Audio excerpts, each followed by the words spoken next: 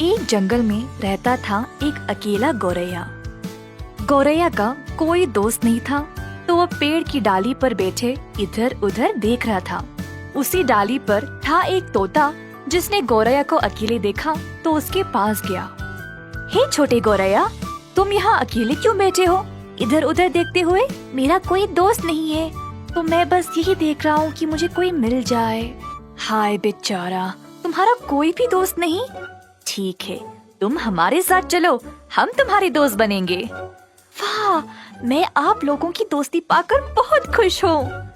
उस दिन से गौरैया उनके साथ रहने लगा। क्या हम पास वाले खेत के पास जाकर वहाँ कुछ खाए?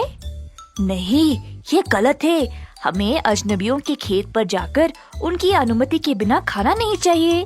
तुम हमारे साथ आओ, हम तुम्हें एक जगह ले जाएंगे जहाँ पे बहुत सारा खाना मिलेगा। ठीक है, मैं आप लोगों के साथ आऊँगा।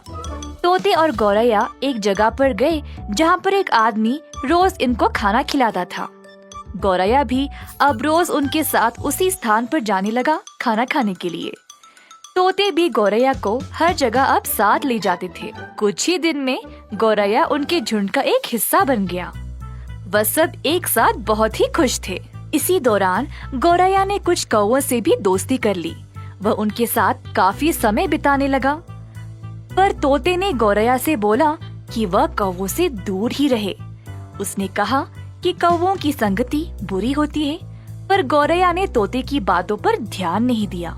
एक दिन सारे कौवे एक मकाई के खेत पर जा रहे थे, तो उन्होंने गौरैया को भी साथ आने को कहा।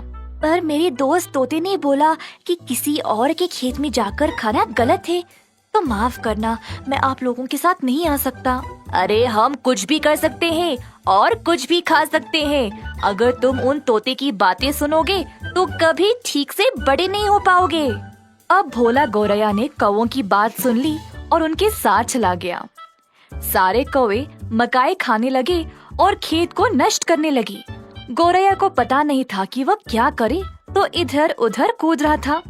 इसी दौरान खेत का किसान वहाँ आ गया और देखा कि सारे पक्षी उसकी फसल को खराब कर रहे थे। उसने तुरंत पक्षियों पर जाल बिछाया।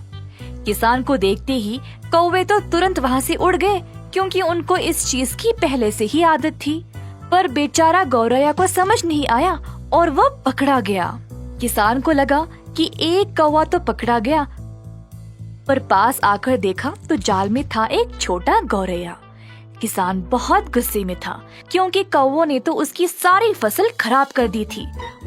मैं बेकसूर हूँ, मैंने कुछ नहीं किया है, कृपया मुझे छोड़ दो। गौरैया ने बहुत भीख मांगा, पर किसान ने उस पे कोई रहम नहीं दिखाया और उसको जाल में ही मरने छोड़ दिया।